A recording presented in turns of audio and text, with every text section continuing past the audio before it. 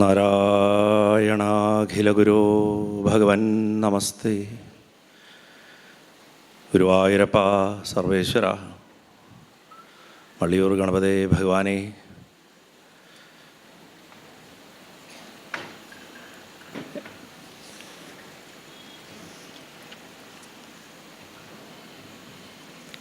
മള്ളിയൂർ ഭാഗവതഹംസം മഹാത്മാവിൻ്റെ തൃപ്പാദങ്ങളിൽ സാഷ്ടാംഗം നമസ്കരിക്കുന്നു.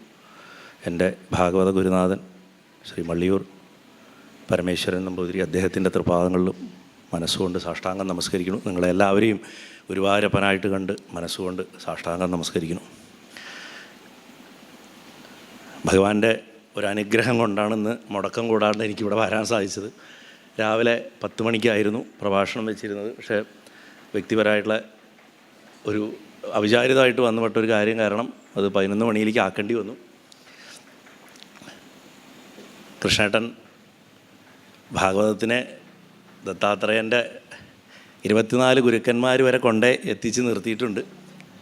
പക്ഷേ എനിക്ക് പറഞ്ഞിട്ടുള്ള ടോപ്പിക്കേ പറയാൻ പാടുള്ളൂ, അതിൻ്റെ അപ്പുറത്തേക്ക് പറയാനുള്ള അനുവാദമില്ല. അപ്പോൾ അതുകൊണ്ട് ഞാൻ ഒന്ന് ബാക്കിലേക്ക് പോയേ പറ്റൂ. കാലങ്ങളായിട്ട് വിസ്തരിച്ചങ്ങോട്ട് പറയാനൊന്നും പറ്റാത്ത ഒരു ഭാഗമാണ്. കാരണം അത് വളരെ സ്കിപ്പ് ചെയ്ത് പോകുന്നൊരു ഭാഗമായിട്ട് എനിക്ക് തോന്നിയിട്ടുണ്ട്. ദശമസ്കന്ധത്തിൻ്റെ 90-ാമത്തെ അധ്യായം ക്ലൈമാക്സ്, ആ സ്കന്ധത്തിൻ്റെ, അതുപോലെ ഏകാദശത്തിൻ്റെ 1-ാമത്തെ അധ്യായം. ഏകാദശത്തിൻ്റെ 1-ാമത്തെ അധ്യായം എത്തിക്കാൻ പറ്റുമോ എന്ന് എനിക്ക് തോന്നുന്നില്ല. കാരണം 1 മണിക്കൂർ സമയമല്ലേ ഉള്ളൂ. നമുക്ക് ശ്രമിക്കാം. പതിവിന് വിപരീതമായിട്ട് ഞാനിത് എൻ്റെ സ്ഥിരം കേൾക്കാൻ വരുന്നവരോട് ആയിട്ട് പറയുകയാണ്, ഞാൻ റെക്കോർഡ് ചെയ്യുന്നില്ല. ഇത് മള്ളിയൂർ ചാനലിലാണ് വരിക. അത് ആ സമയത്ത് പിന്നീട് വരുമ്പോൾ കേൾക്കാം. തുടങ്ങുന്നതിന് മുമ്പ് തിരുമേനി എന്നോട് ഏൽപ്പിച്ചൊരു കാര്യം, നാളെ 104-ാമത്തെ ജയന്തി ആഘോഷത്തിൻ്റെ സമാപനമാണ്. രാവിലെ 6 മണിക്ക് പ്രോഗ്രാംസ് തുടങ്ങും. വിശാഖാഹരിയാണ് പ്രസിദ്ധ ഭജന സമ്പ്രദായത്തിലെ ജ്വലിക്കുന്ന ഒരു സ്ത്രീരത്നമാണ് അവരാണ് നാളത്തെ മുഖ്യാതിഥി. 10 മണി തൊട്ട് 11:30 വരെ അവരുടെ പ്രോഗ്രാം ഉണ്ടാവും. അതിനുശേഷം ശ്രീ പ്രശാന്ത് വർമ്മയുടെ ഭജന തുടങ്ങിയിട്ടുള്ള വിശേഷപ്പെട്ട പ്രോഗ്രാമുകളാണ് നാളെ. എല്ലാവരും നേരത്തെ വരിക, 8 മണിയോടെയെങ്കിലുമൊക്കെ എത്തിച്ചേരുക. പ്രോഗ്രാമുകളിലൊക്കെ പങ്കുകൊണ്ട് അനുഗ്രഹത്തിന് പാത്രീഭൂതരാകാമെന്ന് ഒന്ന് അറിയിച്ചുകൊണ്ട് പ്രഭാഷണത്തിൻ്റെ വിഷയത്തിലേക്ക് കിടക്കാം. ദശമം കഴിഞ്ഞ വർഷം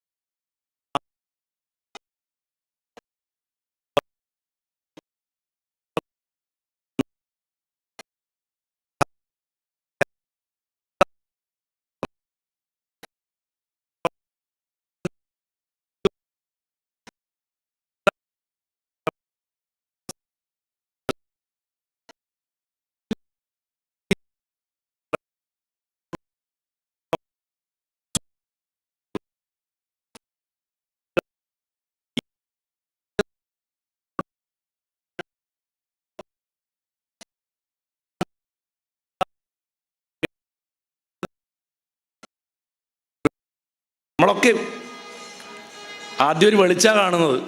വെളിച്ചത്തിൻ്റെ ഒരു കടലിങ്ങനെ അടുത്തേക്ക് വരുന്നു. ഇരുട്ട്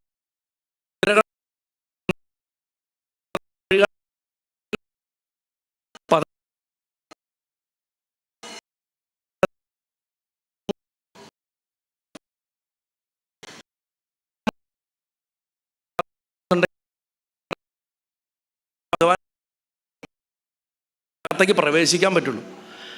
അതിനുവേണ്ടി ഭഗവാൻ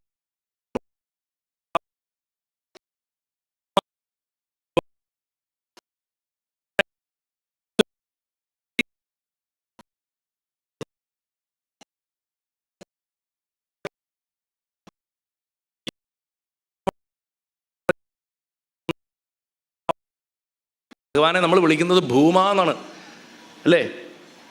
അനന്ത ഭൂമാമരോഗരാശി എന്നാണ് ഭട്ടതിരിപ്പാട് എഴുതിയിരിക്കണം അല്ലേ?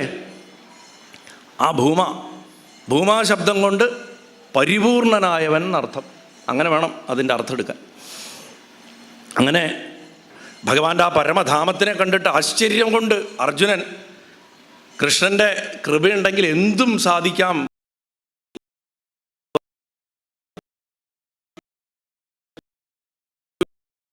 അതിനുശേഷം ആ 89-ാമത്തെ അധ്യായം അവസാനിക്കുന്ന ഭാഗത്ത് ചുരുക്കത്തി പറഞ്ഞു വയ്ക്കണു. ഇങ്ങനെ ഭഗവാൻ പലവിധത്തിലുള്ള സുഖസൗകര്യങ്ങൾ അനുഭവിച്ചുകൊണ്ട് ഗൃഹസ്ഥൻ എങ്ങനെയാണ് ഒരു സമ്പൽ സമൃദ്ധിയായിട്ടിരിക്കണ ഒരു വീട്ടച്ഛൻ, വീട്ടമ്മ പോലെ തന്നെയാണല്ലോ. വീട്ടച്ഛൻ എന്നാരും പറയണില്ലെങ്കിൽ അതൊരു വാക്കാണ്, അതൊരു നല്ല വാക്കാണ് എൻ്റെ അഭിപ്രായത്തിൽ. ഒരു വീട്ടച്ഛൻ, അദ്ദേഹം കുടുംബം വിട്ടിട്ട് അങ്ങനെ വിട്ട് കളിക്കുന്ന ആളായിരുന്നില്ല. വീട്ടിലിരുന്നു കൊണ്ട് വർക്ക് ഫ്രം ഹോമായിരുന്നു കൃഷ്ണൻ്റെ ജീവിതം മുഴുവൻ.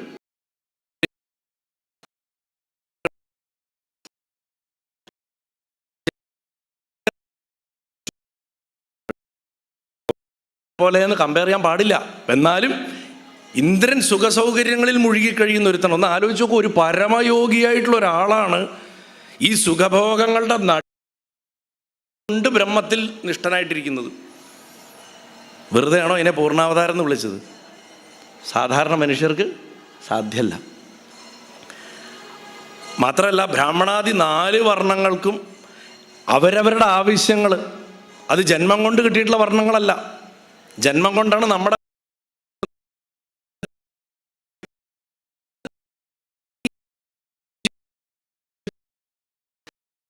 ഓരോരുത്തരുടെയും അഭിരുചിക്കനുസരിച്ച് ഭഗവാൻ വേണ്ടത് ചെയ്തു കൊടുത്തു. നാരദൻ വന്നിട്ട് 69-ാമത്തെ അധ്യായത്തിൽ ഭഗവാന്റെ ഗൃഹസ്ഥചര്യ പറയുന്ന സമയത്ത് ഇതിൻ്റെ അതിൽ ഭഗവാൻ വീടിൻ്റെ അകത്തും പുറത്ത് ജനങ്ങൾക്ക് വേണ്ടി എങ്ങനെ പ്രവർത്തിക്കണമെന്നൊക്കെ പറഞ്ഞിട്ട് അതൊന്നുകൂടെ ഇവിടെ റിവൈസ് ചെയ്യണം. അതിനൊന്ന് ചുരുക്കി പറഞ്ഞു. അങ്ങനെ അവരുടെയൊക്കെ ആഗ്രഹങ്ങൾ സാധിപ്പിച്ചു കൊടുത്തു. അതിൽ ഭഗവാൻ 2 ആയുധങ്ങൾ ഉപയോഗിച്ചു തൻ്റെ കാര്യം നടത്താൻ. താൻ ഇച്ഛിച്ചതെന്തോ അത് നടത്താൻ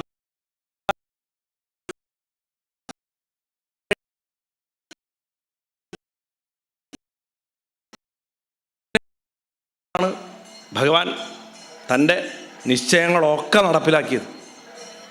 3-മതൊരു ആയുധമുണ്ട്, അത് ഒരു തവണ ഉപയോഗിച്ചുള്ളൂ. അതിൻ്റെ പേര് ദ്രൗപദി എന്നാണ്. അതുകൊണ്ട് വലിയൊരു വിഭാഗം ദുഷ്ടന്മാരെ നശിപ്പിച്ച് കളഞ്ഞു. പ്രധാന ടൂളായിരുന്നു അത്. And it was used only once. അത് കൃത്യമായിട്ട് ഉപയോഗിക്കുകയും ചെയ്തു. അതിനുശേഷം അധർമ്മികളായിട്ടുള്ള രാജാക്കന്മാരെ താൻ തന്നെ അനവധി പേരെ സംഹരിച്ചു. ധർമ്മത്തിനെ പുനഃസ്ഥാപിപ്പിക്കുകയും ചെയ്തു. ആദ്യം രക്തച്ചൊരിച്ചിലില്ലാണ്ട് രാജസൂയം വഴി ചെയ്തതാണ്. അത് യുധിഷ്ഠിരൻ്റെ കയ്യിലിരിപ്പോണ്ട് നഷ്ടപ്പെട്ടു പോയി. പിന്നെ യുദ്ധം അനിവാര്യമായി. ഭഗവാനെ യുദ്ധക്കൊതി എന്ന് വിളിക്കുന്നവരൊക്കെ എപ്പോഴും ഓർക്കേണ്ട ഒരു കാര്യമുണ്ട്. ഗുരുവായൂരപ്പൻ ഒരിക്കലും യുദ്ധം കാക്ഷിച്ചിട്ടില്ല, യുദ്ധം ഉണ്ടാക്കിയിട്ടുമില്ല.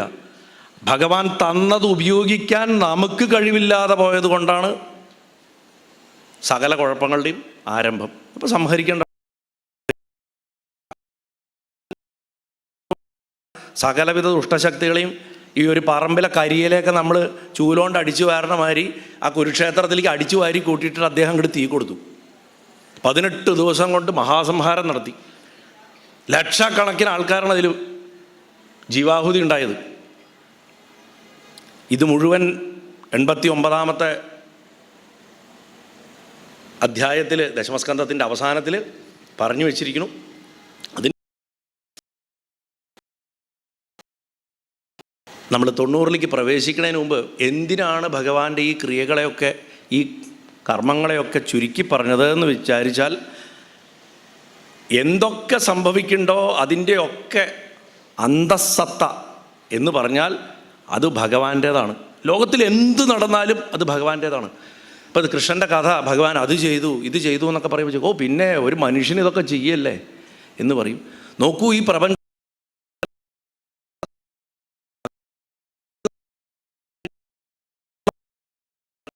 അതുകൊണ്ടത് ഭഗവാന്റേന്ന് പറയാൻ വേണ്ടിയിട്ട് ആലങ്കാരികമായിട്ട് ഭഗവാൻ ഇങ്ങനെ വിചിത്രമായിട്ടുള്ളൊരു ജീവിതം നയിച്ചു എന്ന് പറഞ്ഞിരിക്കുന്നു. മുമ്പൊരു ഭാഗവത സത്രത്തിൽ രാജസൂയം പറയുന്ന സമയത്ത് അതിന് തൊട്ട് മുൻപായിട്ട് ഭഗവാന്റെ ഗൃഹസ്ഥാശ്രമം പറയേണ്ട വന്നപ്പോൾ ഗുരുവായൂരപ്പൻ അറിയാണ്ട് പറയിപ്പിച്ചൊരു കാര്യമാണ്. ഗൃഹസ്ഥാശ്രമത്തിന് ഉദാഹരണങ്ങളായിട്ട് ജീവിക്കാൻ, അതായത് മാതൃകയായിട്ട് ജീവിക്കാൻ വേണ്ടിയിട്ട് ഭഗവാൻ 16,000 കേസ് സ്റ്റഡീസ് ഉണ്ടാക്കിയതാണ്. 16,000 തരം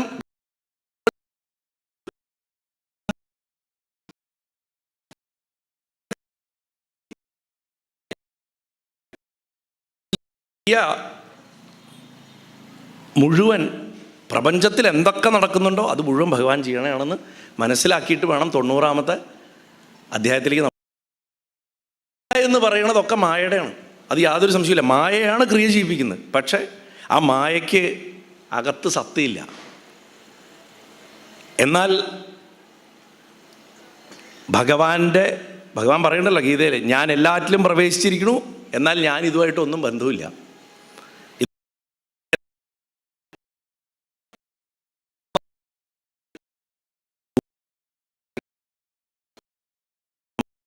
നന്നായിട്ട് മനസ്സിലാവും.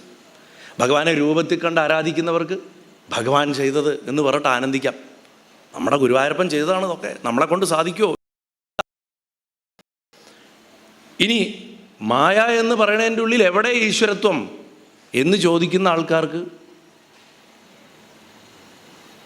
ഭഗവാൻ ബ്രഹ്മം, ആ ബ്രഹ്മം താൻ പ്രപഞ്ചമായിട്ട് മാറാൻ ഇച്ഛിച്ചു, ആ പ്രപഞ്ചമായിട്ട് മാറി. വിഷ്ണു സഹസ്രനാമത്തിൽ പറയണില്ലേ, ഓം എന്നുള്ളത് ബ്രഹ്മം.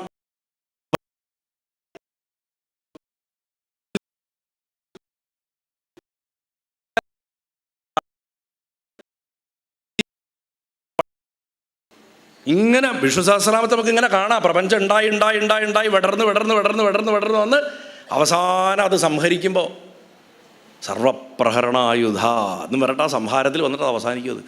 വിഷ്ണു സഹസ്രനാമം ശരിക്കും സൃഷ്ടിസ്ഥിതി സംഹാര തിരോഭാവ അനുഗ്രഹങ്ങൾ മുഴുവൻ നമുക്ക് അതിനുള്ളിൽ കാണാൻ പറ്റും.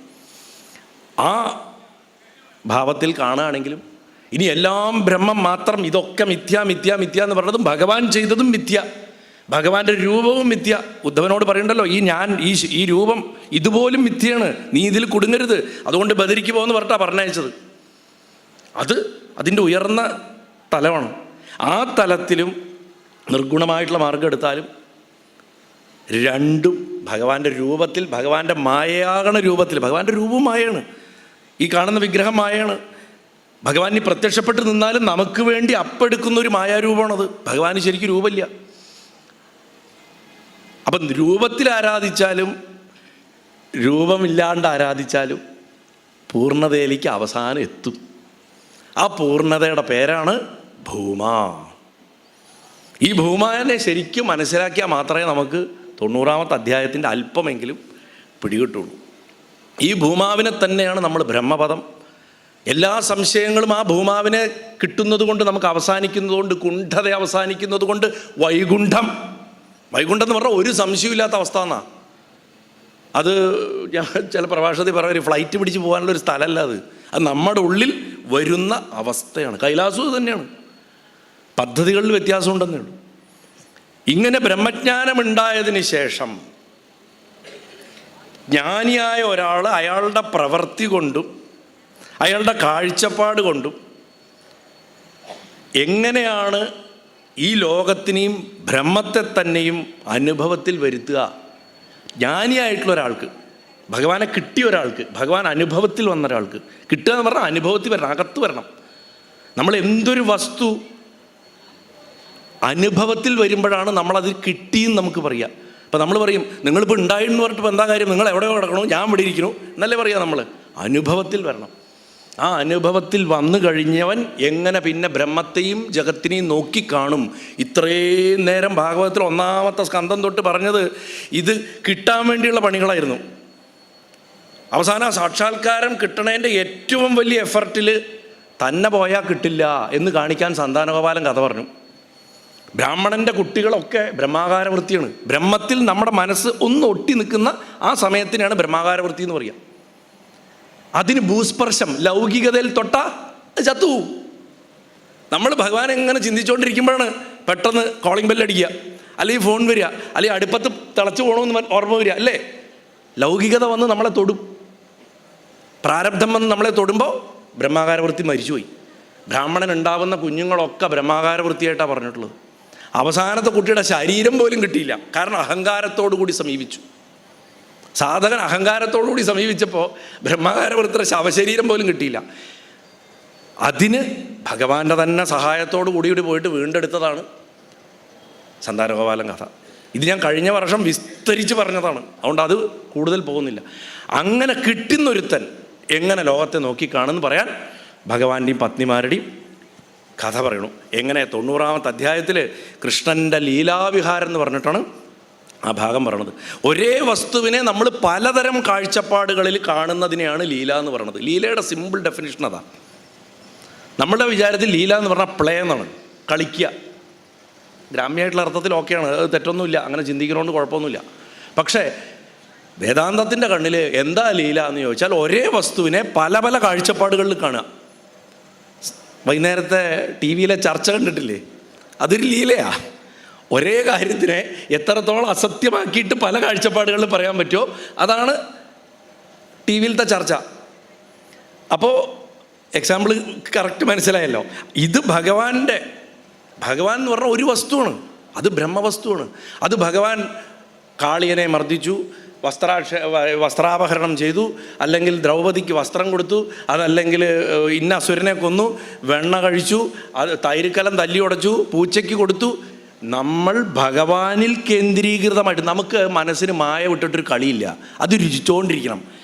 അപ്പം പിന്നെ രക്ഷപ്പെടാനൊരു മാർഗം എന്താ? ഭഗവാനെ മായയാക്കിയിട്ട് ഭഗവാന്റെ പേരിൽ കഥകൾ രചിച്ച് ആ കഥകളിൽ അഭിരമിച്ചും ഭഗവാനിൽ ഒട്ടി നിൽക്കുക എന്നുള്ളൊരു വിദ്യയാണ്. എന്ന് വെച്ചിട്ട് ഈ കഥകൾ എന്ന് പറഞ്ഞിട്ട് തള്ളിക്കളയാൻ പറ്റുമോ? ഇതൊക്കെ നടന്നതാണ് താനും. ശുഗമഹർഷി പറയുന്നുണ്ട് 12-ാമത്തെ സ്കന്ധത്തിൽ പരീക്ഷിത്ത് ഇതൊക്കെ കഥയാണ് എന്നൊക്കെ പറയും. നോക്കൂ, നമ്മൾ തന്നെ കഥയല്ലേ? കഴിഞ്ഞ നിമിഷം, അതിന് മുമ്പത്തെ നിമിഷം, ഇന്ന് രാവിലെ നിങ്ങൾ കഷ്ടപ്പെട്ട് ഓടി കഥച്ച് മള്ളിയൂർക്ക് എത്തിയത് തന്നെ ഇപ്പം കഥയാ. ഇത് നിങ്ങൾ നാളെ ഒരാളോട് പറഞ്ഞ് ഞാൻ എത്ര കഷ്ടപ്പെട്ടിട്ടാണ് അവിടെ ഒന്ന് എത്തിപ്പെട്ടതെന്ന് പറയുന്നത് കഥയാ. അപ്പോൾ എല്ലാവരും ഓരോ നിമിഷവും കഥയായി മാറിക്കൊണ്ടിരിക്കുകയാണ്. നമുക്കിപ്പോൾ ഈ കയ്യിലുള്ളതേ ഉള്ളൂ. നാളെ വരാനിരിക്കുന്ന കഥ, തൊട്ട് മുമ്പുള്ളത് കഴിഞ്ഞ കഥ. അതുകൊണ്ട് ഇതിനെ വെറും കഥയല്ലേ എന്ന് പറഞ്ഞിട്ട് തള്ളിക്കളയാനും പറ്റില്ല. എന്നാൽ ഇതിൻ്റെ അകത്തുള്ള സത്ത എന്താണെന്ന് മനസ്സിലാക്കാൻ വേണം. ഇതൊരു ഞാണുമേ കളിയാണ്. ഈ ഞാണുമേ കളി അഭ്യസിക്കുക എന്നുള്ളതാണ് സനാതനധർമ്മം നമ്മളെ ആദ്യമേ പഠിപ്പിക്കുന്നത്. അങ്ങനെ പഠിക്കുമ്പോൾ എന്താണെന്ന് വെച്ചാൽ മരണത്തിനെ അഭിമുഖീകരിക്കാൻ സാധിക്കും. അവിടെയാണ് ഭഗവാൻ ഗീതയിലൊക്കെ സാഖ്യത്തിലൊക്കെ അടിച്ചുറപ്പിച്ച് പറയാൻ ശ്രമിക്കുന്നത് നമുക്ക് അല്പമെങ്കിലും ജീവിതത്തിലേക്ക് കൊണ്ടുവരാൻ സാധിക്കുക. അപ്പോൾ ഒരേ വസ്തുവിനെ പലവിധം ദൃഷ്ടികളിൽ കാണുന്നതിനെ ലീല എന്ന് പറയും. ആ അങ്ങനെ വരുമ്പോൾ അതിനെ ദൃഷ്ടി സൃഷ്ടിവാദം എന്നാണ് പറയുക. ഉദ്ധവൻ്റെ അടുത്ത് പറയുന്നുണ്ട്, ഉദ്ധവ ദാ ഈ ഒരു വിളക്ക് കാണിക്കും ഭഗവാൻ, പറയും ഇതാ വിളക്ക്, ഇവിടെ ഇപ്പോൾ വിളക്ക് കത്തിയിരിക്കുന്നുണ്ട്, അല്ലെങ്കിൽ ഇതാ വിളക്ക് കത്തിയിരിക്കുന്നുണ്ട്. നമ്മളെല്ലാവരും ആ വിളക്കിനെ നോക്കുമ്പോൾ ആ വിളക്ക് അവിടെ ഉണ്ട്. നമ്മുടെ കണ്ണിങ്ങനെ എടുത്താൽ ആ വിളക്ക് അവിടെ ഉണ്ടോ ഇല്ലയോ എന്ന് നമുക്കറിയില്ലല്ലോ. അപ്പോൾ കാണുമ്പോൾ സൃഷ്ടി നടക്കണം, കണ്ടുകൊണ്ടിരുന്നാൽ സ്ഥിതി, കണ്ണെടുത്താൽ സംഹാരം. ഇതാണ് പ്രപഞ്ചം. ഇത്രയേ ഉള്ളൂ, ഇതിൻ്റെ അപ്പുറത്ത് വേറൊന്നുമില്ല. അപ്പോൾ ദൃഷ്ടി സൃഷ്ടിവാദത്തിൽ അടിസ്ഥാനതാണ് നമ്മൾ കാണുന്നതേ ഉള്ളൂ, അത് നോക്കിക്കൊണ്ടിരുന്നുണ്ട്, കണ്ണെടുത്താൽ സംഹരിക്കപ്പെട്ടു. ഇത് കേൾക്കുമ്പോൾ പെട്ടെന്ന് മനസ്സിലാവില്ല. നന്നായിട്ടിരുന്നിട്ട് ഇത് സകല വസ്തുക്കളിലും പ്രാക്ടീസ് ചെയ്ത് നോക്കുന്നത് ഈ അധ്യായത്തിൻ്റെയൊക്കെ സാധനയാണ്. നമ്മൾ ഭാഗവതം കേൾക്കുന്നുണ്ട്, ഇത് നമ്മൾ സാധനയിൽ എങ്ങനെയാണ് കൊണ്ടുവരണേ? ആരാ ഇതിനെ പ്രാക്ടിക്കലാക്കുന്നത്? പ്രാക്ടിക്കലാക്കാനുള്ള വിദ്യകളുണ്ട്, ഇതിൻ്റെ ഉള്ളിൽ കിടപ്പുണ്ട്. ഇപ്പം കൃഷ്ണേട്ടൻ നേരത്തെ വിസ്തരിച്ച് എത്ര മനോഹരമായിട്ട് ആ ഭാഗം പറഞ്ഞല്ലേ. പിങ്കളയുടെ ഒക്കെ കഥയിൽ നിന്ന് അതിലൊക്കെ സാധനകളുടെ 24 സാധന കിട്ടും നമുക്ക്, ആ 24 ഗുരുക്കന്മാരുടെ നിന്ന്. അപ്പം ഭഗവാന്റെ ഈ ലീലയെ മനസ്സിലാക്കി തരാൻ വേണ്ടിയിട്ട് നമ്മുടെ അകത്തുള്ള അനേകായിരം മൈൻഡിൻ്റെ ആക്ടിവിറ്റികളുണ്ട്. നമ്മുടെ മനസ്സ് സദാ പല പല പല പല സംഭവങ്ങളുടെ അകത്ത് കൂടെ തിരിയാണ്. ഒരു എക്സാമ്പിൾ പറഞ്ഞു കഴിഞ്ഞാൽ, ഇപ്പോൾ ഈ ഉത്സവാഘോഷത്തിനൊക്കെ ചെറുപ്പക്കാർ കുട്ടികൾ ഈ പെട്ടി പോലുള്ള പടക്കം കൊണ്ടുപോയിട്ട് റോട്ടിൽ വെച്ചിട്ട് കൊളുത്തും, കണ്ടിട്ടുണ്ടോ? അതിന്ന് പല വഴിക്ക് റോക്കറ്റ് പോവും. റോക്കറ്റുകൾ ഇങ്ങനെ തോന്നുന്ന പോലെ പോവും. നമ്മുടെയൊക്കെ മനസ്സ് ഏത് നേരത്തും ഇങ്ങനെയാണ്, കൊളുത്തി വെച്ച റോക്കറ്റിൻ്റെ പെട്ടി പോലെയാണ്. അതിൻ്റെ ഉള്ളിൽ നിന്ന് എന്തൊക്കെ എവിടേക്കൊക്കെ ഏത് നേരത്തൊക്കെ പോയിക്കൊണ്ടിരിക്കും. വേദാന്തം ഉപയോഗിക്കുന്ന വാക്യം അതാണ്, വിക്ഷേപം എന്നാണ് പറയണത്. മനസ്സിൻ്റെ വിക്ഷേപങ്ങൾ എന്നല്ലേ പറയണത്. ഈ വിക്ഷേപങ്ങളൊക്കെ, ആ അന്തർവൃത്തികളെയൊക്കെ ഭഗവാന്റെ നേർക്കാക്കി മാറ്റിയ അങ്ങനെ അതിനെ ശുദ്ധീകരിക്കാൻ പറ്റുള്ളൂ. ഇല്ലെങ്കിൽ അത് പല വഴിക്ക് പോവും. അതിനൊരു നമ്പർ കൊടുത്തിരിക്കുന്നു. ഗൃഹസ്ഥന്മാർക്ക് പറഞ്ഞിട്ടുള്ള കുറച്ച് കാര്യങ്ങളും സമയമുണ്ടെങ്കിൽ വിസ്തരിക്കാം. അതേപോലെ ചില യോഗങ്ങളെയും ചേർത്തിട്ട് 16,008 എന്നൊരു കണക്ക് കൊടുത്തിരിക്കുന്നു. വാസ്തവത്തിൽ 16,008 ഈ അന്തരാത്മാവായിട്ടുള്ള പരമാത്മാവിലേക്ക് ചേർന്ന് നിൽക്കുന്ന നമ്മുടെ അന്തർവൃത്തികളാണ്. അത് പുറത്തു പോകേണ്ടവരായിരുന്നു. നരകാസുരൻ്റെ തടവറയിലാണ് 16,000 പേര് കടന്നിരുന്നത്. അത് വേണ്ടാത്ത ചിന്തകളായിട്ട് ശിഥിലീകരിച്ചു പോയിട്ടുള്ള ജന്മങ്ങളായിരുന്നു. രുക്മിണി മാത്രമാണ് അതിൽ ശരിക്കും ബ്രഹ്മാകാര വൃത്തി. രുക്മിണി ബ്രഹ്മാകാര വൃത്തിയാണ്. അതായത് ബ്രഹ്മത്തിനെ ചിന്തിക്കുക എന്നുള്ള നമ്മുടെ മനസ്സിൻ്റെ ആക്ടിവിറ്റിയാണ് രുക്മിണി. ആ ആക്ടിവിറ്റിക്ക് ബ്രഹ്മത്തെ കിട്ടുന്നതാണ് രുക്മിണി സ്വയംവരം. അതുകൊണ്ടാണ് അത് ആഘോഷിക്കുന്നത്. വേറെ കല്യാണങ്ങളൊന്നും ആഘോഷിക്കുന്നില്ല. ജീവനും ബ്രഹ്മവും ഐക്യപ്പെടുക. ബ്രഹ്മാകാര വൃത്തിയിൽ ഉറച്ചു നിൽക്കുന്ന ജീവനായിട്ട് പറയും രുക്മിണിയെ. ബാക്കിയുള്ള ആക്ടിവിറ്റികൾ ഇവിടെ അന്തർവൃത്തി എന്ന് പറഞ്ഞു കഴിഞ്ഞാൽ മനസ്സിൻ്റെ ആക്ടിവിറ്റി. അങ്ങനെയുള്ള ഭഗവാനുമായിട്ടുള്ള ആ ലീലാവിഹാരത്തിനെ അവിടെ പറഞ്ഞു വെച്ചിരിക്കുന്നു. 69-ാമത്തെ അധ്യായത്തിൽ ഓൾറെഡി പറഞ്ഞിട്ടുണ്ടായിരുന്നു എങ്ങനെയാണ് ഭഗവാന്റെ ഒരു ഡെയിലി റുട്ടീൻ. 16,008 ഭാര്യമാരുടെ ഓരോ വീടുകളിലും നാരദൻ ചെന്ന് നോക്കും. ഒരു സ്ഥലത്ത് കുട്ടിയെ കുളിപ്പിക്കണു, വേറെ സ്ഥലത്ത് കുട്ടിയെ പഠിപ്പിക്കണു, വേറെ സ്ഥലത്ത് ആയുധാഭ്യാസം നടത്തണു, വേറെ സ്ഥലത്ത് ലായത്തിൽ പോയിട്ട് കുതിരയെ കിടന്നു, വേറെ സ്ഥലത്ത് ചൂത് കളിക്കണു, വേറെ സ്ഥലത്ത് മന്ത്രാലോചന നടത്തണു, വേറൊരു സ്ഥലത്ത് ആയുധാഭ്യാസം നടത്തും. പല പല പല പല ആക്ടിവിറ്റികൾ. ഓരോ സ്ഥലത്ത് ചെല്ലുമ്പോഴും ആ മഹർഷി അങ്ങ് എപ്പോൾ വന്നു എന്ന് ചോദിക്കും. എന്നിട്ട് നമസ്കരിക്കും, ഉപചരിക്കും. 16,008 വീട്ടിൽ പോയാൽ 16,008 കൃഷ്ണൻ. ചില ഗ്രന്ഥങ്ങളിൽ 16,108 എന്നും കാണാം. ഭാഗവതം നമ്മളിന്ന് കാണുന്ന പാഠം മാത്രമല്ല, ഇത് പ്രധാന പാഠം. നമ്മൾ നല്ല ശുദ്ധ പാഠമാണ് കേരളത്തിൽ. ചില പാഠങ്ങളിലൊക്കെ നമ്മൾ സുധാമാവിൻ്റെ കഥയ്ക്കൊക്കെ 4-5 എക്സ്ട്രാ ചാപ്റ്ററൊക്കെയുള്ള പാഠങ്ങളുണ്ട്. അതേമാതിരി ഭഗവാന്റെ ഗൃഹസ്ഥ വൃത്തിക്ക് 3 എക്സ്ട്രാ ചാപ്റ്ററുള്ള പാഠം ഞാൻ കണ്ടിട്ടുണ്ട്. അപ്പോൾ ഈ സ്ഥലത്ത് ഈ 90-ാമത്തെ അധ്യായത്തിൽ എങ്ങനെയാണ്, അല്ല 69-ാമത്തെ അധ്യായത്തിൽ എങ്ങനെയാണ് നാരദ മഹർഷി കണ്ടത് എന്ന് പറഞ്ഞു വെച്ചു. ഇനി 90-ാമത്തെ അധ്യായത്തിലേക്ക് വരുമ്പോൾ അതേ ഗൃഹസ്ഥാശ്രമം ആഫ്റ്റർ സം ഇയേഴ്സ്, അല്ലെങ്കിൽ സ്ത്രീകൾ ഭഗവാന്റെ കാഴ്ചപ്പാടിൽ ഭഗവാന്റെ സൈഡിൽ നിന്നാണ് നാരദം കണ്ടത്. നമുക്കൊക്കെ സ്വഭാവം, നമ്മളൊക്കെ ഭഗവാന്റെ ആൾക്കാരാണ്, നമ്മൾ ഭഗവാന്റെ സൈഡിൽ നിന്നേ കാണുള്ളൂ. ശുഗമഹർഷി പരീക്ഷത്തിന് അവർ സ്ത്രീകളുടെ വശത്തു നിന്നുള്ള കാഴ്ചപ്പാട് കൊടുക്കുകയാണ്. എ ഫെമിനിസ്റ്റ് വ്യൂ എന്ന് വേണമെങ്കിൽ പറയാം. അത് നമ്മൾ പറഞ്ഞ ഫെമിനിസം അല്ല. സ്ത്രീയുടെ കാഴ്ചപ്പാടിൽ, ഭാര്യമാരുടെ കാഴ്ചപ്പാടിൽ ഭഗവാനെ എങ്ങനെ കണ്ടു, അതിനൊരു ശ്രമം ഇടയ്ക്കൊന്നും നടത്തുന്നുണ്ട്. ദ്രൗപദി ചോദിക്കുന്നുണ്ട് ഭഗവാന്റെ പത്നിമാരോട്, നിങ്ങളുടെ കല്യാണങ്ങൾ എങ്ങനെയാണ് നടന്നതെന്ന്. കാരണം അവർക്കും പറയാൻ അവസരം വേണം. നമ്മൾ ഇത്രയും നേരം ഭഗവാൻ പോയതും തട്ടിക്കൊണ്ടുവന്നതും യുദ്ധം ചെയ്തതും ഈ കഥകളൊക്കെ കേട്ട് അവരനുഭവിച്ച ടെൻഷൻ, അവരനുഭവിച്ച വിഷമങ്ങളല്ലേ ആ ഭഗവാനെ കിട്ടണത് വരെ. ഓരോ അന്തർവൃത്തിക്കും എങ്ങനെ ഭഗവാനെ കിട്ടാനുള്ള കഷ്ടത ഉണ്ടായി എന്ന് ആരാ ചോദിക്കുന്നത്? യജ്ഞത്തിൻ്റെ ദേവതയായിട്ടുള്ള യജ്ഞസേനിയാണ് ചോദിക്കുന്നത്, ദ്രൗപദി. അപ്പോൾ ആ കഥയിൽ അങ്ങനെ വന്നിട്ടുണ്ട്.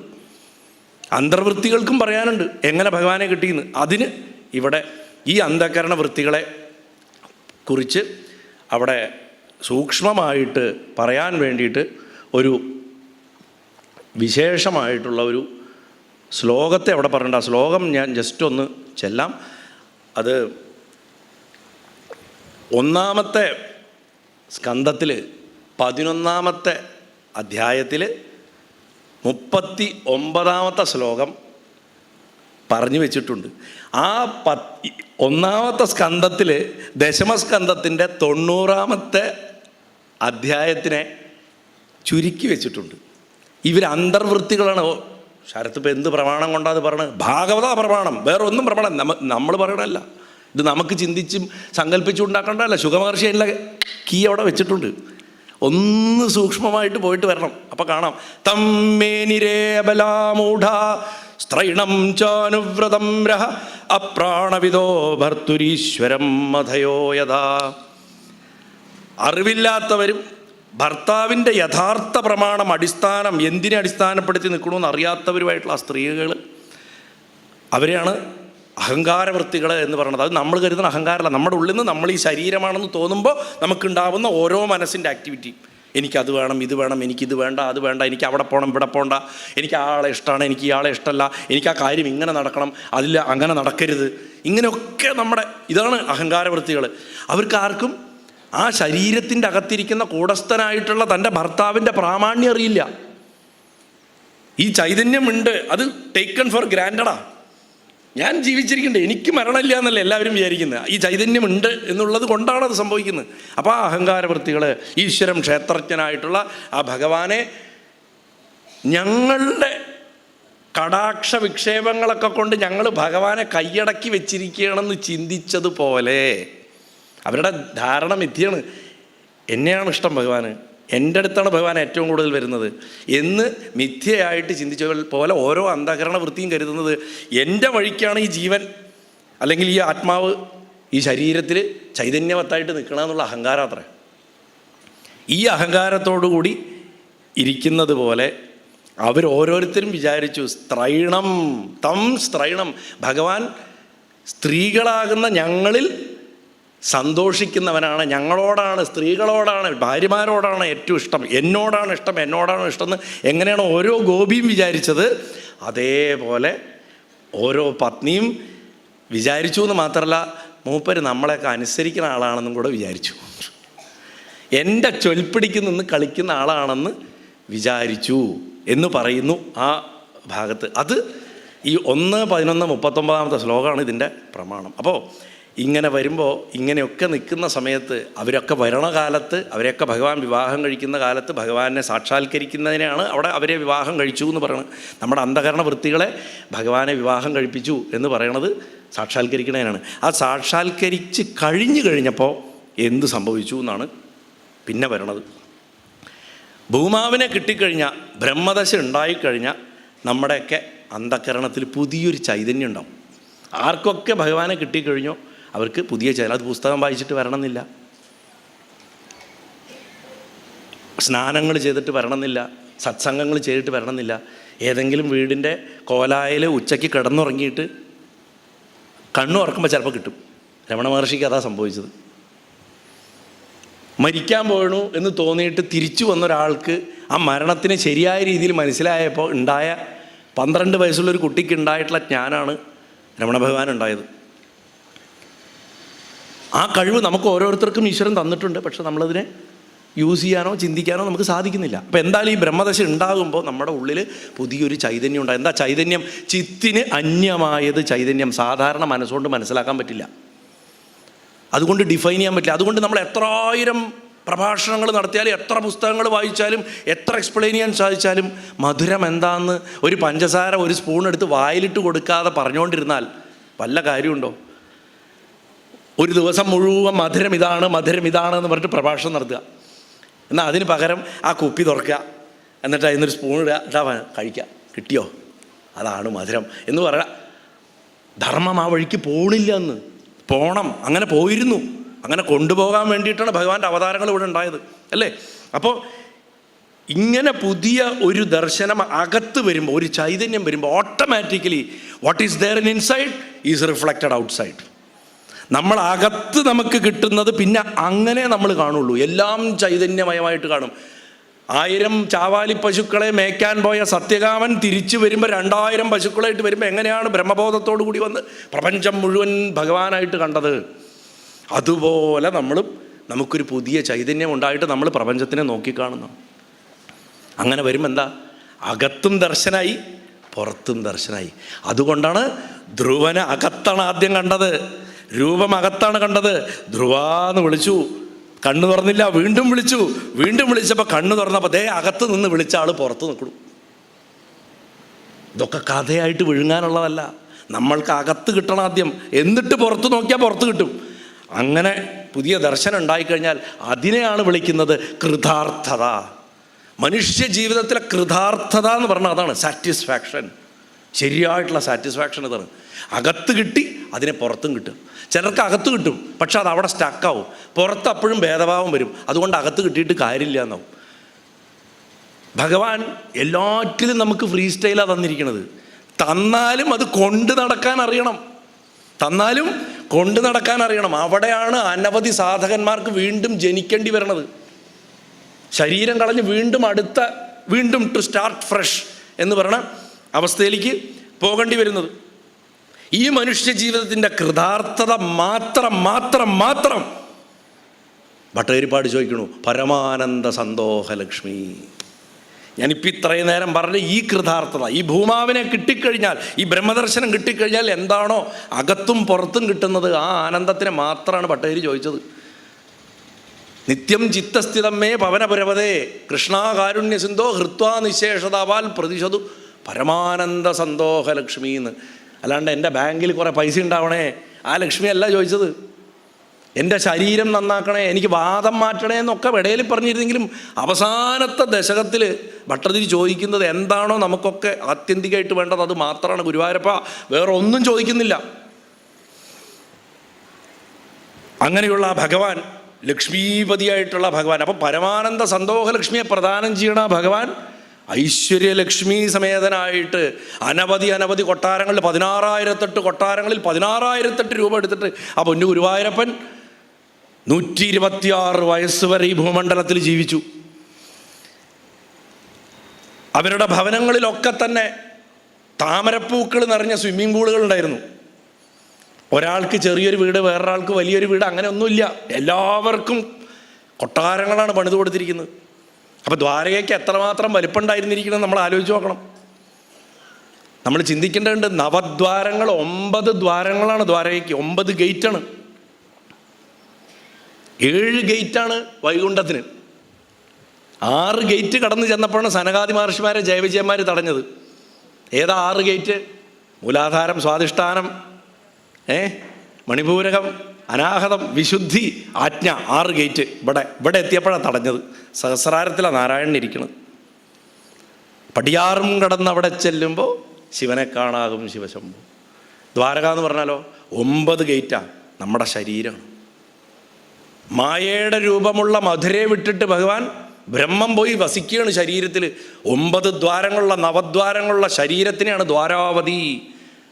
സമാധി ഭാഷയിൽ ദ്വാരക എന്ന് പറഞ്ഞു കഴിഞ്ഞാൽ, അതുകൊണ്ട് പരമാത്മാവ് പോയാൽ അത് കടലിൽ പോവും, ചൈതന്യം പോയാൽ കടലിൽ പോവും. അത് ഒരു സംശയവും വേണ്ട. ഇനി ഭൗതികമായിട്ടെടുത്താലോ 92 തുറമുഖങ്ങളോട് കൂടിയിട്ടുള്ള ഒരു മഹാപുരമാണ് നിർമ്മിച്ചു വെച്ചത് ഭഗവാൻ. ഇന്ന് മോഡേൺ എഞ്ചിനീയറിങ്ങിൽ പോലും അതുമില്ല. ദുബായിലെ ബുർജ്, മറ്റേ പാം ജുമേറൊന്നും അടുത്ത് വരില്ല അതിൻ്റെ. നമ്മളൊക്കെ പ്രവാസികളായിരുന്നത് കൊണ്ട് ഇങ്ങനത്തെ സ്ഥലങ്ങളിൽ നടക്കുമ്പോൾ ചിന്തിക്കാറുണ്ട്, ഗുരുവായൂരപ്പ നീ പണിത് വെച്ചത് ഇതിൻ്റെയൊക്കെ അപ്പുറത്തായിരുന്നിരിക്കുമല്ലോ എന്ന്. അന്നത്തെ കാലത്തെ ആ ടെക്നോളജിക്കൽ ഇന്നോവേഷൻ വെച്ചിട്ട് അങ്ങനെ ഐശ്വര്യം, ഭൗതികമായിട്ടുള്ള സമൃദ്ധി, കണ്ണഞ്ചിപ്പിക്കുന്ന സമൃദ്ധിയുടെ നടുക്ക് ഓരോ ഭാര്യമാരുടെ വീട്ടിലും, അതിൽ ഒരു ഭാര്യയുടെ വീട്ടിൽ മൂപ്പര് പാരിജാതം നട്ടുകൊടുത്തിരുന്നു. കൽപ്പവൃക്ഷം ചില്ലകളൊക്കെ അപ്പുറത്തെ വീട്ടിലേക്കായിരുന്നു എന്ന് മാത്രം. അത് ഭഗവാന്റെ ബുദ്ധി അല്ലേ. ഭാമയുടെ വീട്ടിൽ നട്ടു, ചില്ലകളും പൂക്കളും ഒക്കെ രുക്മിണിയുടെ വീട്ടിലേക്ക്. കാരണം ഭൂമിയിൽ ഉറച്ചു നിന്നിട്ടേ സാധനങ്ങൾ ചെയ്യാൻ പറ്റുമെങ്കിലും അതിൽ മായയുണ്ട്. മായയിലേക്ക് ബ്രഹ്മത്തിൻ്റെ സ്പർശം വരില്ല. ബ്രഹ്മസ്പർശം ആണ് പാരിജാത പുഷ്പങ്ങൾ അഥവാ കൽപ്പവൃക്ഷത്തിൻ്റെ പുഷ്പങ്ങൾ. ആ പുഷ്പങ്ങൾ ബ്രഹ്മാകാര വൃത്തി ശീലിച്ചിട്ടുള്ള ജീവന് മാത്രമേ അർഹതയുള്ളൂ. അതുകൊണ്ടാണ് രുക്മിണിയുടെ വീട്ടിലേക്ക് വെച്ചു കൊടുത്ത്. ഇതൊന്നും ചുമ്മാ വെറുതെ എഴുതി വെച്ചിട്ടുള്ളതല്ല. നമ്മുടെ വിചാരത്തിലോ ഭർത്താവ് ഭാര്യ ഫേവററ്റിസം, അതൊന്നും അല്ലത്. അങ്ങനെ കാണാൻ നമ്മളെ ആക്കുന്നത് ഭഗവാന്റെ മായ. ആ അർത്ഥത്തിലാണ് ശുഗമഹർഷി അത് കഥ എന്ന് പറഞ്ഞത് മനസ്സിലാക്കേണ്ടത്. അപ്പോൾ ജീവൻ ബ്രഹ്മവും ഐക്യമായാൽ ജീവൻ്റെ ഡൈവേഴ്സിറ്റി പല വിധത്തിലാണ് ജീവൻ കാണുന്നത് അല്ലേ. എത്ര സൂക്ഷ്മജീവികൾ തൊട്ടിട്ട് എത്രയോ വലിയ വസ്തുക്കൾ വരെ. ഇനി അചരങ്ങളാവട്ടെ, ഒരു ചെറിയ മണൽത്തരി തൊട്ടിട്ട് മഹാപർവ്വതങ്ങൾ വരെ അല്ലേ. ഇതപ്പോൾ ഭൂമിയുടെ അടിയിൽ 45 ഇരട്ടി എവറസ്റ്റിനെക്കാട്ടിലും ഉയരമുള്ളൊരു പർവ്വതത്തിനെ കണ്ടെത്തിയിരിക്കുന്നു കഴിഞ്ഞ 2 ആഴ്ച മുമ്പ്. ഇത്രയും കാലം മനുഷ്യനറിയില്ല ഇത്രയും വലിയൊരു പർവ്വതം ഭൂമിയുടെ അടിയിലുണ്ട്. ഏകദേശം 45 ഇരട്ടി, 8.8 കിലോമീറ്ററാണ് എവറസ്റ്റിൻ്റെ ഉയരം. അത് ഇൻറ്റു 45. അപ്പോൾ ആ ഭൂമിയുടെ അടിയിലുള്ള ഇനിയപ്പോൾ എന്തൊക്കെ കാണാനും അറിയാനും ഇവിടെ കിടക്കണു അല്ലേ. എത്രയോ വസ്തു. അപ്പോൾ ജീവൻ്റെ പരിച്ഛിന്നത, ഡൈവേഴ്സിറ്റി, പ്രപഞ്ചത്തിൻ്റെ പരിച്ഛിന്നത, ബ്രഹ്മത്തിൻ്റെ പരോക്ഷത. ബ്രഹ്മം ഇതിൻ്റെ അകത്തൊക്കെയുണ്ട്, അതൊക്കെ ഉണ്ട്, അവിടെയുണ്ട്. ഒന്ന് റിവേഴ്സ് വരിക. ഭൂതഭവ്യ ഭവത് പ്രഭു അതിന് മുമ്പ് എന്താ വരിക? വഷട്കാരോ, റിവേഴ്സ് പറയൂ. വിഷ്ണു വിശ്വം ഓം. ഒന്ന് റിവേഴ്സ് വന്നാൽ മതി, കിട്ടും. സഹസ്രനാമത്തിൽ തന്നെ വെച്ചിട്ടുണ്ട് അതിൻ്റെ രഹസ്യം. അങ്ങനെ റിവേഴ്സ് വരിക. അപ്പോൾ ജീവൻ്റെ ഈ ഡൈവേഴ്സിറ്റി, ബ്രഹ്മത്തിൻ്റെ യൂണിറ്റി ഇൻ ഡൈവേഴ്സിറ്റി, അല്ലെങ്കിൽ diversity that has unity inherent in it, അതിൻ്റെ ഉള്ളിൽ ഇരിക്കുന്ന ഇത് രണ്ടും മാറിപ്പോവും. ബ്രഹ്മത്തിനെ കാണാൻ പറ്റുന്നില്ല, അത് അതിൻ്റെ ഉള്ളിലാണ് എന്ന് പറയുന്നില്ല. ബ്രഹ്മജ്ഞാനം വന്നു കഴിഞ്ഞാൽ പിന്നെ ബ്രഹ്മത്തെ കാണൂ. അപ്പം കാണാൻ പറ്റുന്നില്ല, ബ്രഹ്മം അതിൽ പ്രവേശിച്ചിരിക്കുന്നു.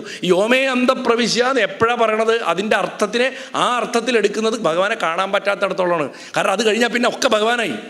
അപ്പം ഞാൻ പ്രവേശിച്ചിരിക്കണമെന്ന് പറയാൻ പറ്റില്ല. അതാണ് ഈ വിശ്വം ഭഗവാനാണ്. അതിനെ അങ്ങനെ കാണാൻ സാധിച്ചാൽ പിന്നെ അവിടെ ഭഗവാനെ വേറെ കാണേണ്ട ആവശ്യം വരുന്നില്ല. അതോടെ യൂണിറ്റി എന്ന് പറഞ്ഞിട്ട് അന്വേഷിച്ച് പോകേണ്ട ആവശ്യം വരുന്നില്ല. ഇതൊക്കെ വെവ്വേറെയാണെന്ന് പറയുന്ന കാഴ്ചപ്പാടും ഇല്ലാണ്ടായിട്ട് തീരും. ആ വെവ്വേറെയാണെന്നുള്ള കാഴ്ചപ്പാടാണ് ഭഗവാന്റെ ലീല. അതൊക്കെ ഭഗവാനാണെന്ന് പറയണതാണ് അത് ഭഗവാന്റെ ലീലയാണെന്ന് പറയിപ്പിക്കുന്നത്. അപ്പോൾ നമ്മൾ ഇന്നിവിടെ ഇരിക്കുന്നതും ഈ കേൾക്കുന്നതും കുറച്ച് കഴിഞ്ഞ് ഊണ് കഴിക്കാൻ പോകുന്നതും തിരിച്ച് വീട്ടിൽ പോകുന്നതും ഓരോ പ്രവൃത്തിയും അദ്ദേഹത്തിൻ്റെ ലീലയാണെന്നുള്ള ഭാവം കൊണ്ടുവരാൻ ശ്രമിച്ചാൽ, ഗുരുവായൂരപ്പൻ്റെ നിരന്തര സ്മരണ കൊണ്ടുവരാൻ ശ്രമിച്ചാൽ ഈ പത്നിമാർക്ക് ലഭിച്ച ആ ഭാഗ്യം നമുക്കും കിട്ടും എന്നാ പറഞ്ഞത്. ആ കാവ്യത്തിൻ്റെ ഭാഷയിൽ ശുഗമഹർഷി അവിടെ പറയുന്നുണ്ട്. വ്യാസൻ്റെ വരികളാണ്, മഹാത്മാക്കളുടെ വാക്കുകളാണ്. തൻ്റെ പ്രിയതമകളെ ആലിംഗനം ചെയ്യണ സമയത്ത് അവരുടെ മാറിടങ്ങളിൽ ധരിച്ചിട്ടുള്ള കുങ്കുമം ഭഗവാന്റെ ദേഹത്ത് പുരളും അത്രേ. വനമാലയിൽ തട്ടുന്ന വനമാല ചോക്കും. ആ കാർവർണ്ണമായിട്ടുള്ള ശരീരത്തിൽ നെഞ്ചിലൊക്കെ ചുവപ്പ് രാശികൾ വരും. ഭഗവാന്റെ ചൈതന്യം അവരുടെ നിന്ന് കുങ്കുമം ഇങ്ങോട്ട് കിട്ടും, ഭഗവാന്റെ ചൈതന്യം അവർക്കും കിട്ടും. കാന്തത്തിനോട് ചേർന്ന് കിടക്കണ ഇരുമ്പ് തരിക്ക് എങ്ങനെയാണോ കാന്തിക ശക്തി വരുന്നത്, അതേപോലെ അവരിലേക്കും ഭഗവാന്റെ കാന്തിക ശക്തി, ഭഗവാന്റെ ആ ചൈതന്യം പകരുന്ന പറഞ്ഞ്. അങ്ങനെയുള്ള ഭഗവാൻ ജലക്രീഡ ചെയ്യുന്ന അവസരത്തിൽ ജലം സൃഷ്ടിസ്വരൂപമാണ്, സൃഷ്ടിയാണ് ജലം. ഭഗവാൻ എന്തുകൊണ്ട് ഉദ്യാനത്തിൽ അവരോടൊപ്പം ക്രിക്കറ്റ് കളിച്ചു എന്ന് പറഞ്ഞില്ല? ചതുരംഗം വെച്ചു എന്ന് പറയായിരുന്നു. അന്നത്തെ കാലത്തെ കണക്കിന് പന്ത് കളിച്ചു, മറ്റേത് ലീലയും പറയും. എന്തുകൊണ്ട് ജലക്രീഡ? സൃഷ്ടി ജലം. ജലം നരനിൽ നിന്നുണ്ടായത് നാരം, ജലം. അതിൽ കിടക്കുന്നവൻ നാരായണൻ. ആ അന്ധകരണ വൃത്തികളോട് കൂടിയിട്ട് ലൗകികമാകുന്ന സൃഷ്ടിപ്രക്രിയയിൽ ഏർപ്പെട്ടിരിക്കുന്നവനെ സ്വിമ്മിംഗ് പൂളിലല്ലാണ്ട് വേറെ എവിടെയാണ് സങ്കല്പിക്കുക? അതിലാണെന്നുണ്ടെങ്കിൽ അനവധി ബ്രഹ്മാകാര വൃത്തിയുടെ സ്വരൂപമായിട്ടുള്ള ഹൃദയപുഷ്പങ്ങളാകണ താമരകളും വിടർന്നു നിൽക്കണം. ആ താമരകളൊക്കെ ഇടയ്ക്ക് പറിച്ച് അങ്ങോട്ട് എറിയണു. ഭഗവാന്റെ മേലേക്ക് വെള്ളം തെറിപ്പിക്കുന്നു ഇവർ. ഇതൊക്കെ വളരെ രസമായിട്ടുള്ള അവരുടെ ഈ പത്നിമാരോട് കൂടിയിട്ടുള്ള ഭഗവാന്റെ ആ ജലക്രിയയുടെ എല്ലാവരും മനസ്സുകൊണ്ട് സാഷ്ടാംഗം ധ്യാനിച്ച് സാഷ്ടാംഗം നമസ്കരിക്കുക ഗുരുവായൂരപ്പനെ. ആ സമയത്ത് ആകാശത്ത് ഗന്ധർവന്മാർ ഭേരീഗാനം ചെയ്യും, സൂതന്മാരും മാഗധികളും വന്ദിജനങ്ങളൊക്കെ വീണ വായിക്കും, ഭഗവാനെ സ്തുതിക്കും, ജയ ജയ ജയ ജയ എന്നുള്ള ശബ്ദം മുഴക്കും. അങ്ങനെ ആ സമയത്ത് ഈ സ്ത്രീകളുടെയൊക്കെ ശരീരം ഭഗവാൻ ചിലരെയൊക്കെ വെള്ളത്തിലേക്ക് വലിച്ചക്കിടുന്നുണ്ട്, ഇറങ്ങാൻ താല്പര്യമില്ലാത്തവരെയൊക്കെ. അപ്പോൾ അവരൊക്കെ വസ്ത്രത്തോട് കൂടിയിട്ടാണ് ജലത്തിൽ വീഴുന്നത്. നോക്കൂ, തന്ത്രത്തിൻ്റെ സ്വഭാവം വളരെ അധികമാണ് ഭാഗവതത്തിൽ താന്ത്രികമായിട്ട് ഒരുപാട് ഭാഗങ്ങളുണ്ട്. അതിലേറ്റവും കൂടുതൽ വൃന്ദാവനലീല കംസനെ കൊല്ലാൻ പോകുന്നത് വരെയുള്ള ഭാഗം പൂർണ്ണമായിട്ടും താന്ത്രിക സ്വഭാവമാണ്. അതിൽ സഭ്യമല്ല എന്ന് തോന്നുന്ന പലതും കണ്ടേക്കും. തന്ത്രം അങ്ങനെയാണ്, നമ്മുടെ മനസ്സിനെ പരീക്ഷിക്കാനുള്ളതാണ് തന്ത്രവിദ്യ. സഭ്യമല്ല എന്ന് തോന്നും.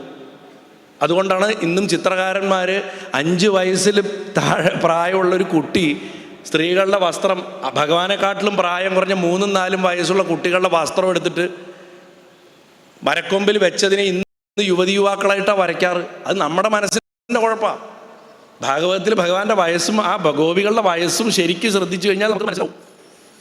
അതേപോലെയാണ് ഈ ജലക്രീഡ. ഈ ജലക്രീഡാ ഭാഗത്തുള്ള വർണ്ണന ചിലപ്പോൾ സഭ്യതയുടെ അപ്പുറത്തേക്കാണ്. പക്ഷേ അതിൻ്റെ താന്ത്രിക വശം നന്നായിട്ട് മനസ്സിലാക്കണം. ഭഗവാൻ മധുരയിൽ വന്നു കഴിഞ്ഞാൽ വേദാന്തം വരാൻ തുടങ്ങും. ഏകാദശത്തിൽ പൂർണ്ണ വേദാന്തമേ ഉള്ളൂ. വേദാന്തം അല്ലാണ്ട് വേറൊന്നുമില്ല. സാഖ്യവും വേദാന്തവും ഒക്കെ തന്നെയാണ് അതിൻ്റെ അകത്ത്. പക്ഷെ ദശമത്തിൻ്റെ അവസാനത്തിൽ ഒന്നുകൂടെ കൊണ്ടുവന്ന് ഒന്ന് തിളപ്പിക്കും. ആ തിളപ്പിക്കലാണത്, ഒന്നുകൂടെ ഒരു ടെസ്റ്റാണ്. ലൗകികതയിൽ മുങ്ങിക്കിടക്കണവൻ ഇതിനെ വളരെ സഭ്യതയ്ക്കപ്പുറത്തുള്ള കാര്യമായിട്ടേ കാണൂ എന്നുള്ളത് കൊണ്ട് പേടിച്ചിട്ടായിരിക്കാം പലരും ഇത് സപ്താഹവേദികളിൽ വിസ്തരിച്ച് പോകാറില്ല. കാരണം ഉൾക്കൊള്ളുന്നവരെങ്ങനെയാണ് ഉൾക്കൊള്ളുക എന്നുള്ള ഭയം ആചാര്യന്മാർക്ക് എന്നും ഉണ്ടായിരുന്നു. മനുഷ്യർ പലവിധമാണല്ലോ. അപ്പോൾ ഇവിടെ ഈ സ്ത്രീകളുടെ ദേഹം തെളിഞ്ഞു കാണും അത്രേ ഈ വസ്ത്രങ്ങൾ നനയുമ്പോൾ. അത് വർണ്ണിക്കുന്നുണ്ട് അവിടെ. ദേഹം എന്ന് പറഞ്ഞാൽ ബ്രഹ്മബോധം വരുന്ന ഒരു വ്യക്തിയുടെ വസ്ത്രം എന്ന് പറഞ്ഞാൽ അതാണ് അവൻ്റെ ശരീരം. ഭഗവാൻ ശയിക്കുന്ന ജലത്തിൽ സ്നാനം ചെയ്ത് ഭഗവാന്റെ ഒപ്പം ജലക്രീഡ ചെയ്യുമ്പോൾ ആ വസ്ത്രങ്ങൾ നനയുക എന്ന് പറഞ്ഞാൽ ഭഗവാനിൽ മുഴുകി അമൃതത്തിൽ മുങ്ങി. അങ്ങനെ വരുമ്പോൾ ആ വസ്ത്രങ്ങളുടെ ഇടയിൽ കൂടെ ശരീരം കണ്ടു എന്ന് പറഞ്ഞാൽ അതിൻ്റെ അർത്ഥം ചിന്മയമായിട്ടുള്ള ശരീരത്തിൻ്റെ ദർശനമുണ്ടായി. യഥാർത്ഥത്തിൽ നമ്മുടെ ഉള്ളിലുള്ള വസ്തു എന്താണോ അത് തെളിഞ്ഞു കണ്ടു എന്ന് മനസ്സിലാക്കിക്കൊള്ളണം. എവിടുന്ന് എവിടെ എത്തി അർത്ഥം? എവിടുന്ന് എവിടെ എത്തി? വെറും പശുവിനെ മേയ്ക്കണവൻ ഗോപാലെന്ന് പറഞ്ഞ് പഠിപ്പിച്ചു. പ്രകാശത്തിൻ്റെ കൂട്ടങ്ങളെ മേയിച്ചുകൊണ്ട് നടക്കണമെന്നാണ് അതിൻ്റെ യഥാർത്ഥ അർത്ഥം. യാസ്കൻ്റെ നിരുക്ത പ്രകാരം അർത്ഥം എവിടെ എത്തി? ഇങ്ങനെ ഗുപ്തമായിട്ട് വെക്കുന്നു. ഭാഗവതം തന്നെ പറയുന്നുണ്ട് പരോക്ഷപ്രിയാദേവാന്ന്. എല്ലാം പരോക്ഷമായിട്ടാണ് പറയാന്ന് ഭഗവാൻ. നമ്മൾ നമ്മുടെ ബുദ്ധി ഉപയോഗിച്ച് മനസ്സിലാക്കണം. സ്പൂൺ ഫീഡിങ് ഇല്ല സനാതന ധർമ്മത്തിൽ. മറ്റ് ധർമ്മങ്ങൾ നോക്കിയിട്ട് നമ്മുടെ ഇങ്ങനെയൊന്നുമില്ല, ഇത് കോംപ്ലിക്കേറ്റഡ് എന്ന് പറഞ്ഞവന് സ്ഥാനമില്ല. അതാണ് പ്രശ്നം. ഇത് അന്വേഷിക്കണതിന് വേണ്ടി മാത്രം ഉണ്ടാക്കപ്പെട്ടിട്ടുള്ളൊരു ധർമ്മമാണ്, ഫോർ ദ സീക്കർ. അത് ഇതിപ്പോൾ നോക്കൂ, ചാറ്റ് GPT പകരം പുതുതായിട്ടൊരു വെർഷൻ വന്നിരിക്കുന്നു. ഇപ്പോൾ ഒരു GPT വന്നിട്ടുണ്ട്, ഒരു പുതിയ AI വന്നിട്ടുണ്ട്. അതിൻ്റെ പേരനിട്ടിരിക്കുന്നു, ചൈനക്കാരിട്ടതാ, ഇന്ത്യക്കാരനിടാന്ന് തോന്നിയില്ല, ഡീപ് സീക്ക്. അതിൻ്റെ പേരനതാണ് ഡീപ് സീക്ക്. അപ്പം ഇങ്ങനെ ഈ ദേഹം കണ്ടു, ചിന്മയ ശരീരം കണ്ടു എന്ന് പറഞ്ഞാൽ വേദാന്തത്തിൽ അതിന് പറഞ്ഞൊരു വാക്കുണ്ട്, ആവരണഭംഗം എന്ന് പറയും. മായ കീറിപ്പോവുക, മായ കീറിപ്പോ ആവരണഭംഗം അനുഭവപ്പെട്ടു എന്നാണ്. ആ സമയത്ത് എന്ത് സംഭവിക്കുന്നു? ഭഗവാനോട് പോയിട്ട് അവർ കെട്ടിപ്പിടിക്കുന്നു. ഭഗവാനെ കെട്ടിപ്പിടിക്കുമ്പോൾ അവരുടെ ശരീരത്തിൽ ഈ ജലം നനഞ്ഞിരിക്കണോണ്ട് ഈ കുങ്കുമമൊക്കെ തൊട്ടതൊക്കെ അങ്ങോട്ട് ഇളകിയിട്ടുണ്ട്. ആ ചെമ്പന്നിച്ചാറും ഒക്കെ കുങ്കുമമൊക്കെ ഇളകിയിട്ടുള്ളത് ഭഗവാന്റെ നെഞ്ചിലും വനമാലയിലും തട്ടുന്നു. വനമാല മായയാണെന്ന് തുടക്കം തൊട്ടേ ഭാഗവതത്തിൽ സൂചനയുണ്ട്. വനമാലയ്ക്ക് 2 അർത്ഥമാണ് സാധാരണ കൊടുത്ത് കാണാറ്. ഒന്ന്, ഭക്തൻ, മഹാഭക്തന്മാരും ഋഷികളുമാണത്രേ ഈ വനമാല. മറ്റൊരർത്ഥം മായയെ മാലയായിട്ട് ധരിച്ചിരിക്കണമെന്നാണ്. ആ മായയിൽ ഈ കുങ്കുമം രഞ്ജിതമാകുന്നു, മായയിൽ രഞ്ജിതമാകുന്നു എന്നാണ് പറയണത്. അപ്പം മായയിൽ രഞ്ജിതമാകുന്നതിൻ്റെ ഒരു ശ്ലോകം, കൃഷ്ണസ്തു തത്സ്തനവിഷജ്ജിത കുങ്കുമസ്ര ക്രീഡാഭിഷംഗതുത കുന്തള വൃന്ദബന്ധ സിഞ്ചൻ മുഹുര്യുപതി പ്രതിഷിച്യമാനോ രേമേ കരേണുഭിരിവേവതി പരീത. ശ്രീകൃഷ്ണൻ അവരുടെ മാരടങ്ങളിലുള്ള കുങ്കുമം പറ്റിച്ചേർന്നിരിക്കണ മാലയണിഞ്ഞിട്ട് ഭഗവാനും ആ ലീലയിൽ അഭിനിവേശത്തോട് കൂടിയിട്ട് ആ തിരുമുടിക്കെട്ടൊക്കെ കണ്ട് അഴിഞ്ഞു ഒലഞ്ഞിട്ട് നനഞ്ഞിട്ടുണ്ട്. ഭഗവാന്റെ ചുരുണ്ട് കിടക്കണ തിക്കായിട്ടുള്ള മുടി നനഞ്ഞിട്ടും അതങ്ങടെ ഭഗവാൻ കെട്ടിവെച്ചിരിക്കണ കഴിഞ്ഞു. കിരീടവും ഇല്ല, മയിൽപ്പീലിയൊന്നുമില്ല. ഒരു മരതക പർവ്വതം ഇങ്ങനെ ജ്വലിക്കണ ഒരു മരതകത്തിൻ്റെ പർവ്വതം ജലത്തിലിറങ്ങി നിൽക്കുന്നത് പോലെ വീണ്ടും വീണ്ടും ആ സ്ത്രീകൾ ഭഗവാന്റെ മേലേക്ക് വെള്ളം തെറിപ്പിക്കും. അവർ നീന്തിപ്പോവും. ഭഗവാൻ അവരെ തിരിച്ച് ആ ജലം കൊണ്ട് താടിക്കാനായിട്ട് പുറകെ നീന്തി ചെല്ലുന്നതും ഇങ്ങനെ പിടിയാനകളാൽ ചുറ്റപ്പെട്ട ഗജരാജനെ പോലെ എന്നാണ്. ഗജേന്ദ്രനെ പോലെ ഭഗവാൻ വിഹരിച്ചു എന്ന് പറഞ്ഞു. അപ്പോൾ ഈ വനമാലയിൽ മായയാണെന്ന് പറഞ്ഞു. അതിൽ ബ്രഹ്മജ്ഞാനം വന്നുകൊണ്ടിരിക്കുന്ന ജീവന്മാരുടെ ശരീരത്തിലെ കുങ്കുമം എന്ന് പറഞ്ഞു കഴിഞ്ഞാൽ നമ്മുടെ സമർപ്പണം ആ മായയെ സ്പർശിക്കുകയാണ്. അതായത് അത്രയും നേരം അതൊരു അലങ്കാരമാലയായിട്ട് കണ്ടുകൊണ്ടിരുന്ന ജീവൻ ഇപ്പോൾ തൊട്ട് മായ വെറും ഭഗവാന്റെ ഒരു അലങ്കാരം മാത്രമാണ്. നമ്മളൊക്കെ മാലയാണ് ഭഗവാൻ എന്നാണ് വിചാരിച്ചുകൊണ്ട് നടക്കണം. നമ്മളൊക്കെ മാലയാണ് ഭഗവാൻ എന്ന് വിചാരിച്ചുകൊണ്ട് നടക്കുന്ന ആൾക്കാരാണ്. നമുക്ക് അത് ധരിച്ച ആളെ എപ്പോഴും കാണാറായിട്ടില്ല. ഇപ്പോഴാണ് ആ അലങ്കാരത്തിൻ്റെ അപ്പുറത്തേക്ക് ആ മാലയ്ക്ക് ആരാണോ ശ്രേഷ്ഠത കൊടുക്കുന്നത്, ആര് ധരിക്കുന്നത് കൊണ്ടാണ് ആ മാലയ്ക്ക് ശ്രേഷ്ഠത വന്നത്? ഭഗവാൻ ധരിക്കുന്നതുകൊണ്ടാണ്. ആ ഭഗവാനെ നമുക്ക് കാണാറാണ്. അപ്പോൾ ഇങ്ങനെ ജലക്രീഡ ചെയ്തുകൊണ്ടിരിക്കുന്ന ഭഗവാനെ സ്ത്രീകൾ അവരുടെ വസ്ത്രങ്ങളും അലങ്കാരങ്ങളും ഒക്കെ ആ ആനന്ദത്തിൻ്റെ മാക്സിമത്തിൽ അഴിച്ചെടുത്തിട്ട് പാട്ടൊക്കെ പാടി നിൽക്കുന്ന ഗന്ധർവന്മാർക്കും കിന്നരന്മാർക്കും യക്ഷന്മാർക്കൊക്കെ വലിച്ചെറിഞ്ഞിട്ട് പ്രസാദം പോലെ കൊടുക്കുന്നു. മഹാത്മാക്കൾ അങ്ങനെയാണ്.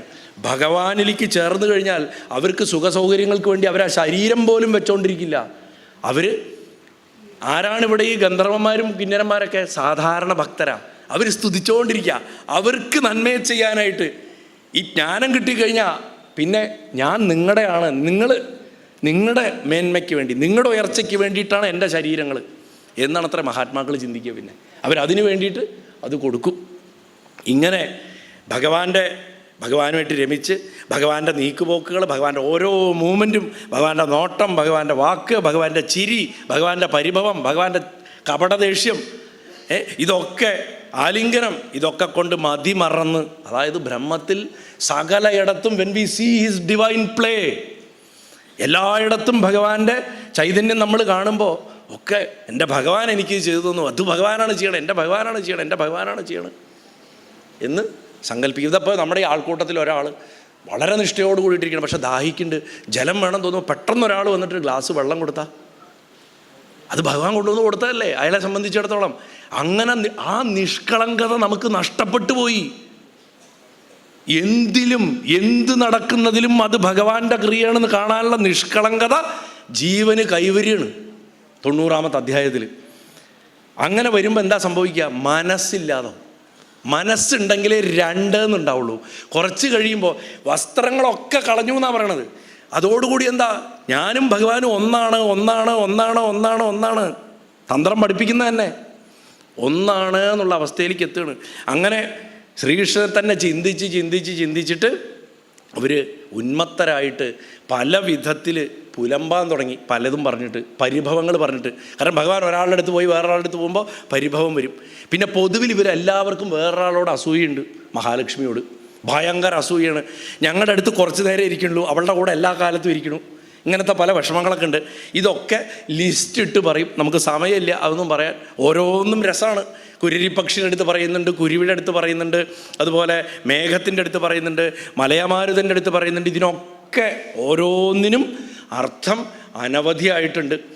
ബ്രഹ്മസംബന്ധം ഉണ്ടായിക്കഴിഞ്ഞാൽ കുറച്ച് നേരത്തേക്ക് പോലും നമുക്ക് വിരഹം സഹിക്കാൻ സാധിക്കില്ല.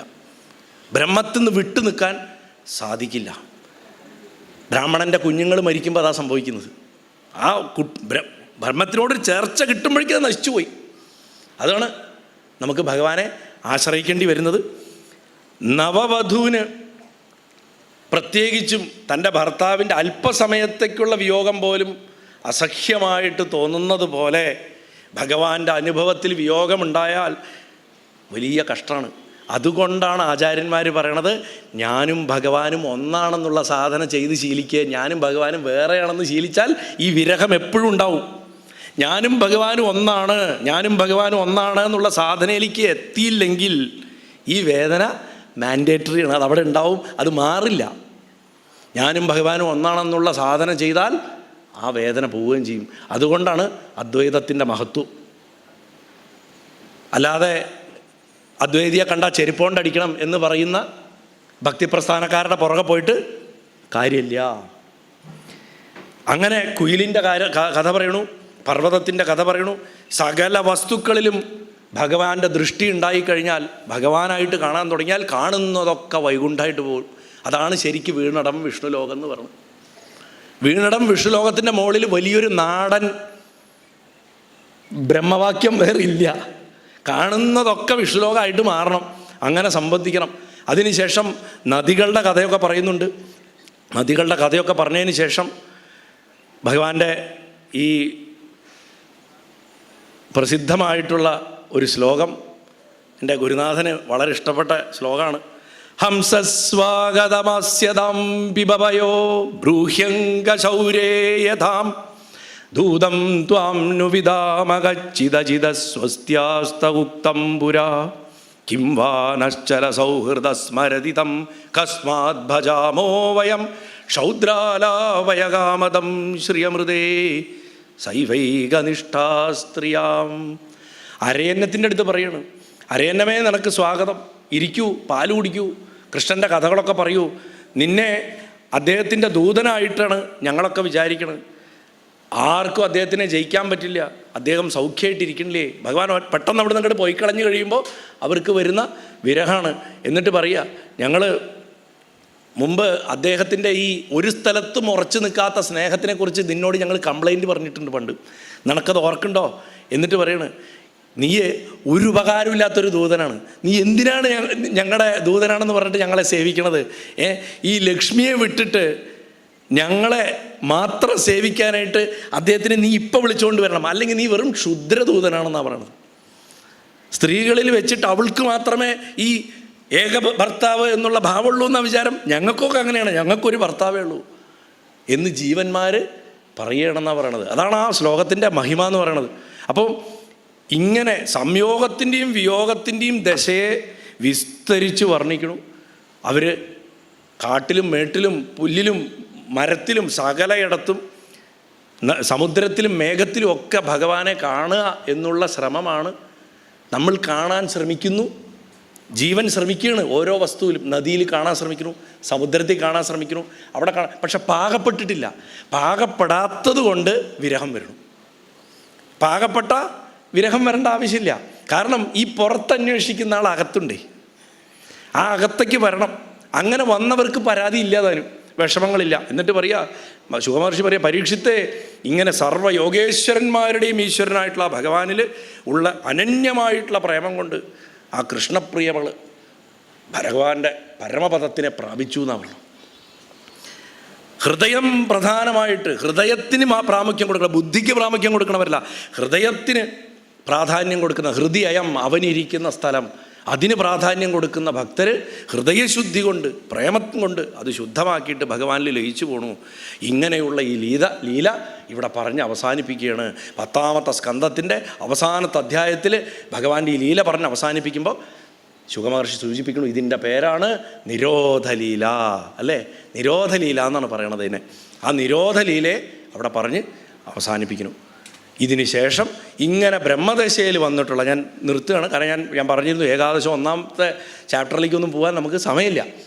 ആ നിരോധലീല പറഞ്ഞ് അവസാനിപ്പിച്ച് കഴിഞ്ഞാൽ പിന്നെ പറയേണ്ടതാ, അങ്ങനെ ബ്രഹ്മസാക്ഷാത്കാരം ഒരാൾക്ക് കിട്ടിയാൽ തന്നെയും വീണ്ടും അയാളിൽ പ്രകൃതിയുടെ മായയുടെ സംബന്ധം വന്നാൽ, പുരുഷൻ പ്രകൃതിയിലേക്ക് വന്നാൽ, ആണ് പെണ്ണിൻ്റെ വേഷം കെട്ടിയാൽ വംശനാശമുണ്ടാകും.